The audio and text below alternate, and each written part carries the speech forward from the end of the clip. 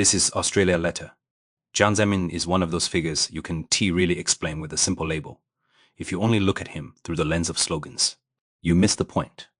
If you only look at him through the lens of power politics, you also miss the point. What really mattered was that he arrived at a moment when China had already started changing, but nobody had yet built a stable system for that change.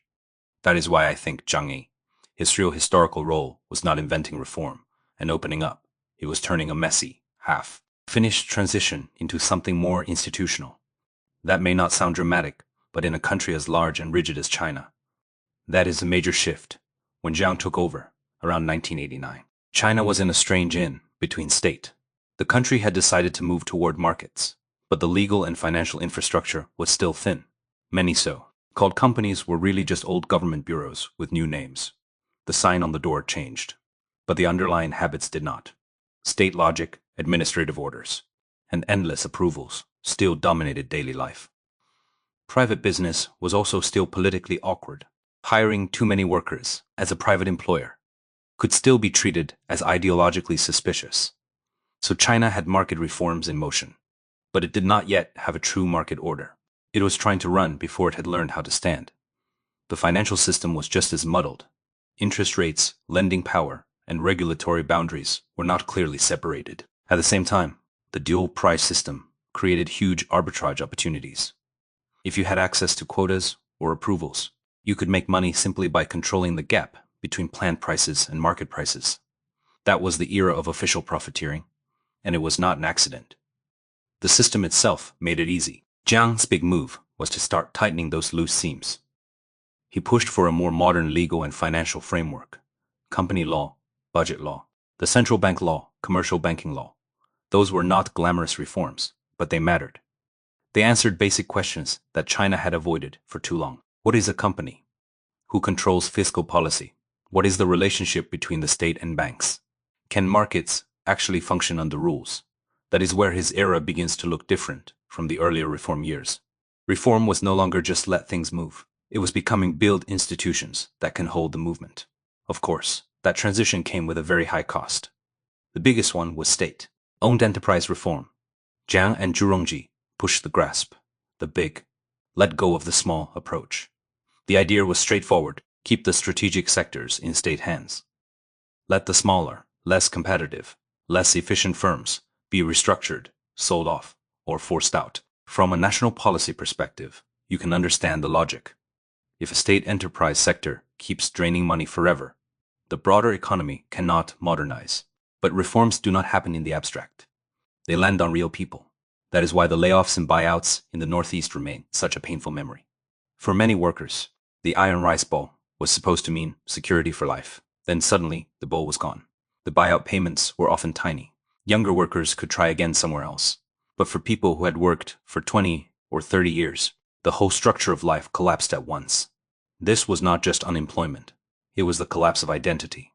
Housing, healthcare, pensions, and family stability all became uncertain at the same time. People often say, with hindsight, that this kind of reform had to happen eventually. That is true. The question was never whether the old system could survive forever. The real question was how to handle the transition. If you carry out a necessary reform in a way that ignores people, then the economic gains come with a very heavy social scar. Australia has had its own industrial transitions. Industries close, workers are displaced, and whole communities have to adapt. But Australia at least had stronger welfare, buffers, labor, negotiation, mechanisms, and a much more developed safety net. China in that period did not. So the shock was much more severe. Jiang's second major legacy was more complicated. He did not simply unleash corruption in some areas. He narrowed the most obvious rent-seeking channels. Military business was curbed. The easiest forms of quota trading and state arbitrage were reduced. But power did not disappear from the economy. It just became more sophisticated.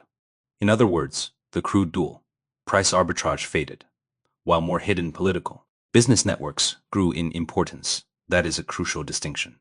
This is also why many people describe Jiang as a stabilizer. He was not someone who let everything drift. He understood which contradictions had to be contained, which pressures could be absorbed, and which things simply had to wait. More importantly, he understood that China's transition was not just an economic project. It also needed an ideological language that could justify a new kind of rule. That is where the three represents comes in. Later on, people mocked it for sounding formulaic. But at the time, it solved a real political problem. The old revolutionary language was built around class struggle. The party was described as a revolutionary party, not a governing one. That logic works when you are mobilizing society for revolution. It works much less well when you are trying to run a large country for decades. The three represents basically said that the Communist Party does not only represent the working class, it also represents advanced productive forces, advanced culture, and the fundamental interests of the overwhelming majority. That sounds abstract, but politically it meant something very specific.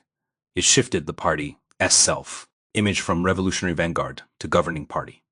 That matters because once you claim to be a governing party, people can start asking governing questions. Why should you rule? Can you deliver growth? Can you maintain order? Can you accept supervision? Can you fix your mistakes? That is a very different framework from "we are a revolution, so stop questioning us." So one of Jiang's biggest contributions was to move Chinese political language toward the logic of governance. It was still a highly centralized system. It was still not a pluralistic democracy, but it was increasingly speaking the language of administration, performance, and legitimacy through results. Then there's the question that still shapes how people judge him. How did he leave? Jiang was not a man without ambition. He understood power very well. But what people remember most about him is not just how he rose. It is that he eventually stepped aside in Chinese politics. Voluntary retirement at the top is rare. Once many leaders reach the peak, they do everything possible to stay there. Jiang's eventual handover to Hu Jintao mattered because it showed that, at least in that period, top power could still be passed on by some kind of institutional rule rather than pure personal will. For a large country, that is not a small thing. If a system only knows how to move upward and never how to move downward, it eventually breaks its own institutions.